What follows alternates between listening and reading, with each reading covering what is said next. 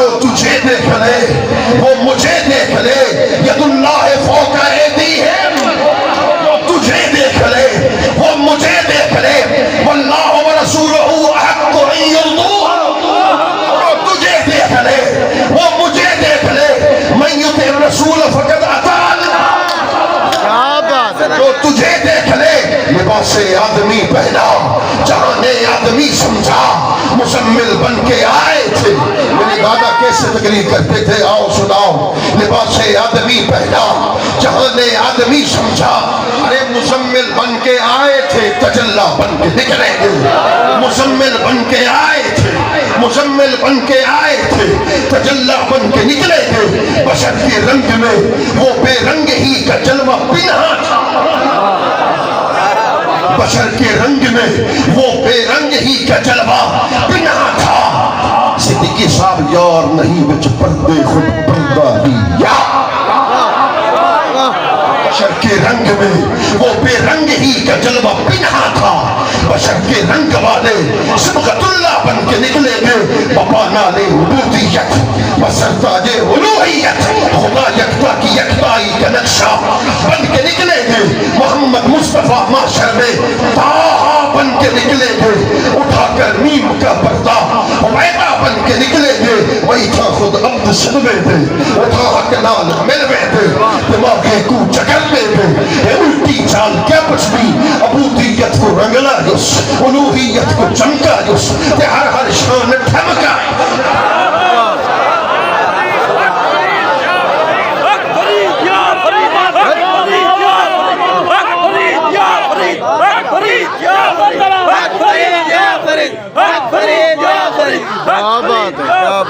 عبودیت کو رنگلائیس، الوہیت کو چمکائیس، کہ ہر شان ٹھمکائیس، مفصل حال کیا کچھ نہیں، کہ ہر شان ٹھمکائیس، کیونکہ وقت نہیں، وقت تھوڑا ہے، اس لیے اشارے کر کے آگے جانا چاہتا ہوں کہ ہر شان ٹھمکائیس۔ علامہ عبدالکریم جیلی عارف باللہ تھا، وہ لکھتا اذا مر علی الکریم کان کریما،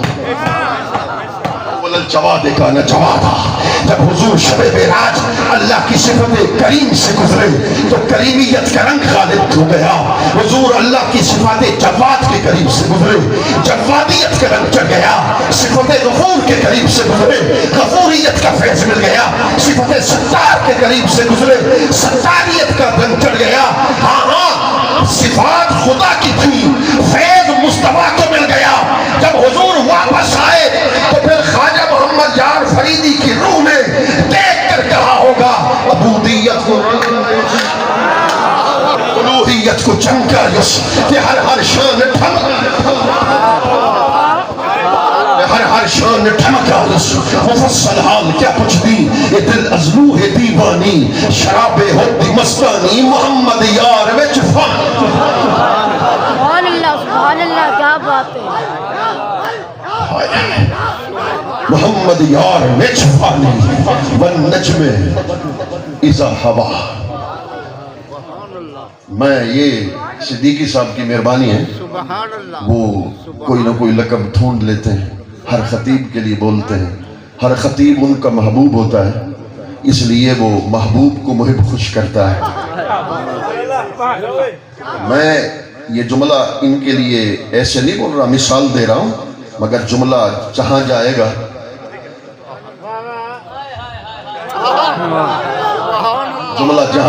اس کو پھر سمجھنا ہے کہ جب خطیب آتا ہے تو ان کا محبوب ہوتا ہے، تو محبوب کے لیے القاب یہ سوچتے ہیں اور سٹیج پہ بولتے ہیں، حضور تو جا رہے تھے لامکاں پر، اس نے لقب دیا نجم،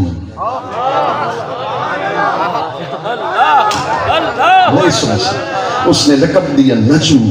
مالک نجم کا کیا معنی ہے؟ امام راغب نے اصفہانی نے کھول کے رکھ دیا، نجم کہتے ہیں اصل کو،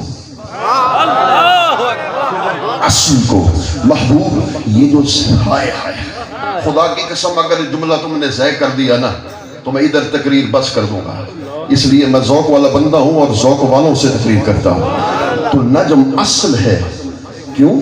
محبوب 18,000 جہان نیچے ہیں، جس جہانوں سے تو گزر کے میرے پاس لامکاں پر پہنچا ہے، پیچھے مڑ کے دیکھ تو صحیح، ساری کائنات کی اصل تو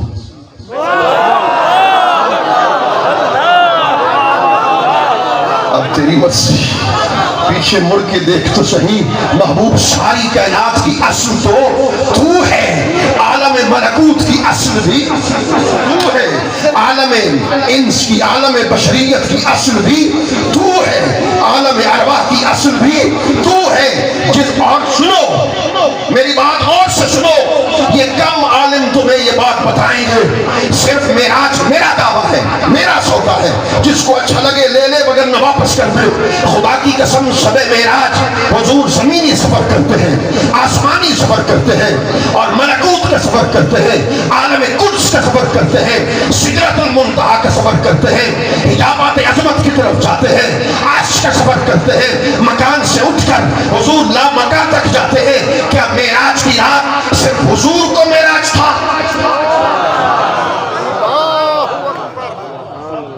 ادھر بیٹھے ہیں، پیچھے بیٹھے، آگے بیٹھے ہیں، تو پھر دل سے یہ نکتہ سننا، کیا صرف حضور کو معراج تھا؟ اوہ نہیں، مظہر مختار کا عقیدہ یہ ہے، جس مکان سے، جس جہاں سے مصطفیٰ گزرتے گئے، میں اگلا جملہ عقیدت کے طور پر بارگاہ مصطفیٰ کریم میں ہدیہ کرنا چاہتا ہوں، وہ جس مکان کے جس حصے پر شب معراج مصطفیٰ کا قدم لگتا گیا، خدا اسے بھی معراج عطا کرتا چلا گیا۔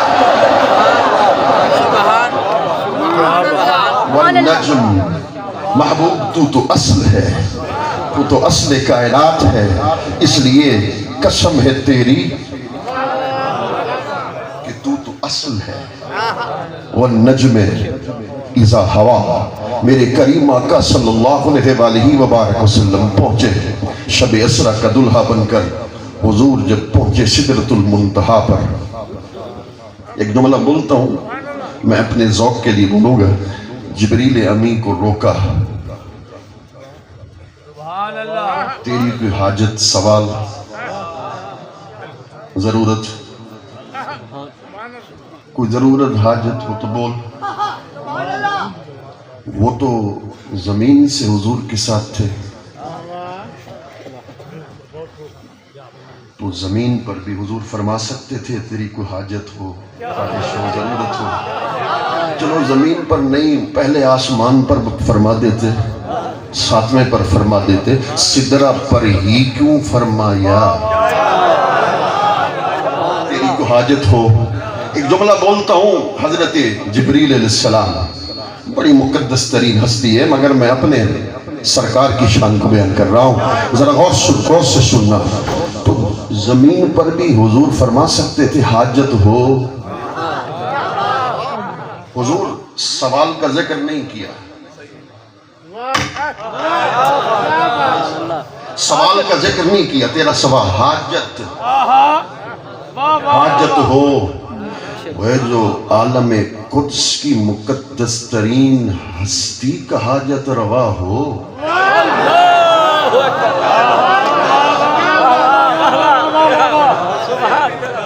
اور جو ہے جو عالم ملکوت کی مقدس ترین ہستی کا حاجت روا ہو، کوئی حاجت ہو تو بول۔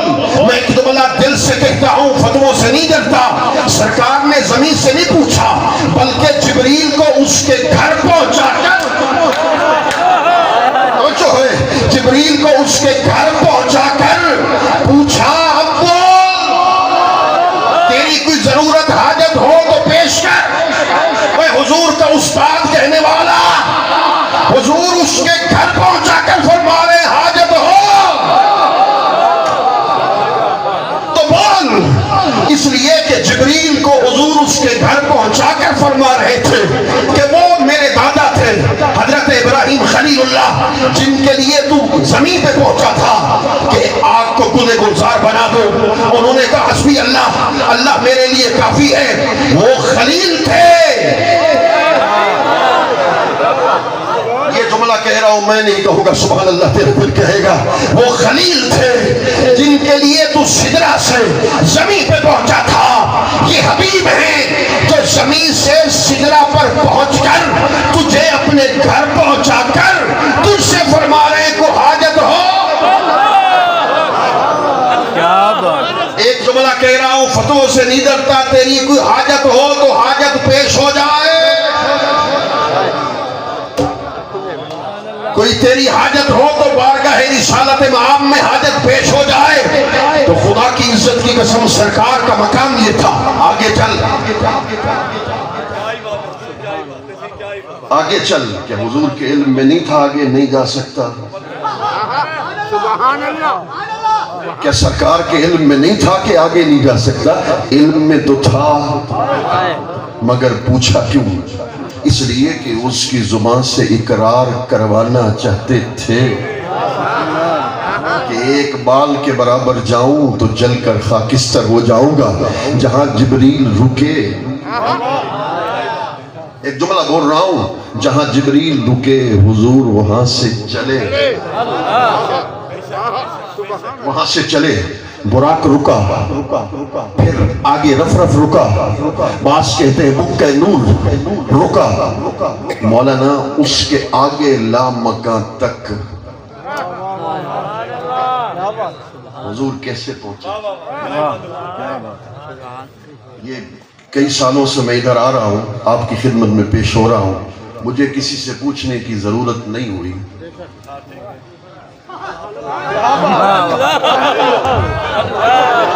مرضی ہے تیری. مجھے کسی سے پوچھنے کی ضرورت نہیں ہوئی، اس لیے کہ یہ گھر پہلے سے میں نے دیکھ رکھا.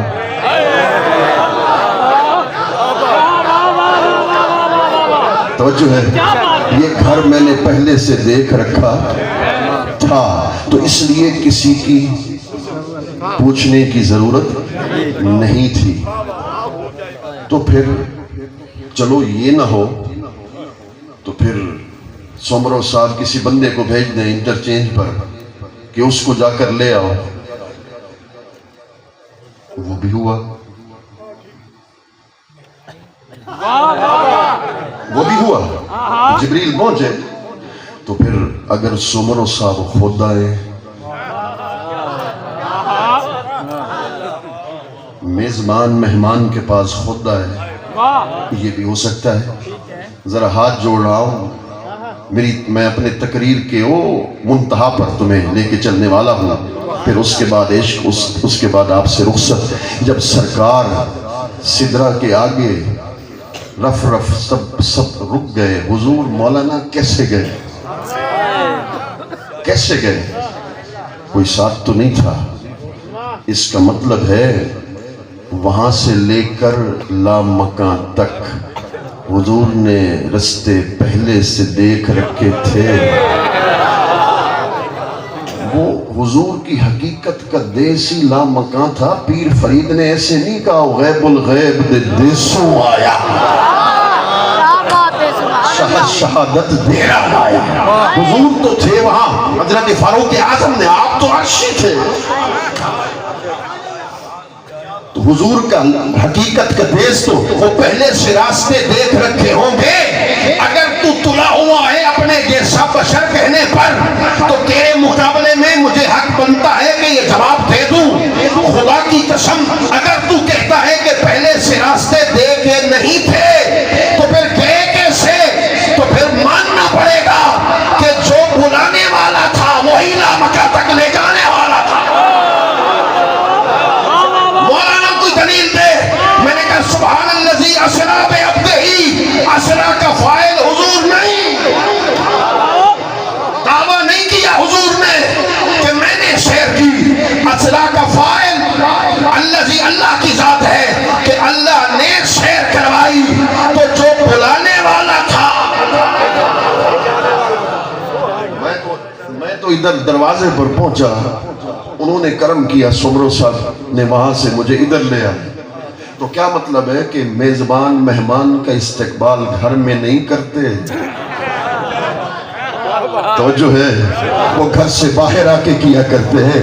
کہ محبوب، اب میں ایسا جملہ بول رہا ہوں، جب میں جملہ بولتا ہوں تو مجھے خود اندر میں کیفیت بدل جاتی ہے. تو حضور کو روک کے کہا قف قف یا محمد.